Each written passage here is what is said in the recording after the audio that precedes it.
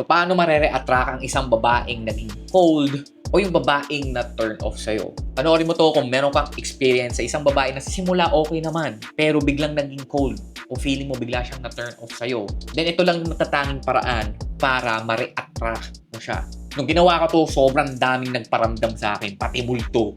Ganito kasi yun. You can only re-attract a woman by doing it indirectly. Usually kasi ang ginagawa ko din dati ay kapag meron babaeng na turn off o feeling ko naging cold sa akin, akala ko kulang lang ako sa efforts. Ang gagawin ko is mas mag-e-effort ako, mas mag-i-initiate ako ng chat, isusurprise ko siya, bigla akong papadala ng pagkain. Basically, I'm doing things directly to her para pansinin niya ako. However, kung yan din yung naiisip mong gawin para ma-re-attract ang isang babae, then dyan ka magkakamali. Ang mangyayari lang, mas lalo siyang mapipressure at matuturn off sa'yo. Toms, ano ba gagawin ko para ma-re-attract ko ang isang babae? Again, gagawa ka ng mga indirect na bagay. Number 1, bibigyan mo to ng space. Okay? So, hindi ka magpupursue lalo.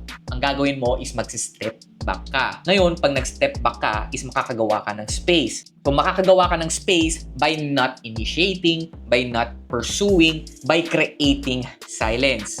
Now, ito ngayon yung sikreto para mas maging potent yung space na gagawin mo. During that time na gumagawa ka ng space, make sure you are making your life more attractive. Improve yourself, improve your style, improve your fitness, improve your mindset. Kumbaga, improve as a man. Imbis na mag-double down ka ng effort sa kanya, is mag-double down ka ng effort sa sarili mo. Lahat ng time, energy, at money mo is i-invest mo sa sarili mo. So make sure you are doing things that are fun and making your life better. And then, document your life. Sabihin, gamitin mo yung social media, mag-post ka ng mga stories. And lastly, number 3, make sure ang primary purpose kaya mo ginagawa itong mga bagay na to is for you to be better. Kasi kung gagawin mo to for the sole purpose na ma-re-attract mo siya, ay hindi ito gagana. Now, kapag nagawa mo to ng tama, there will be a high chance na magpaparamdam siya ulit sa'yo. Magpaparamdam siya by liking your post, by liking your story, by messaging you.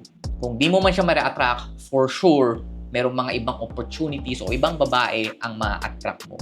So kung nakatulong sa'yo itong video na to, follow mo lang tong account ko kasi nagbibigay ako ng mga advices sa mga Pinoy that will help them make better decisions when it comes to dating and relationships para magkaroon sila ng leverage sa kanilang dating life.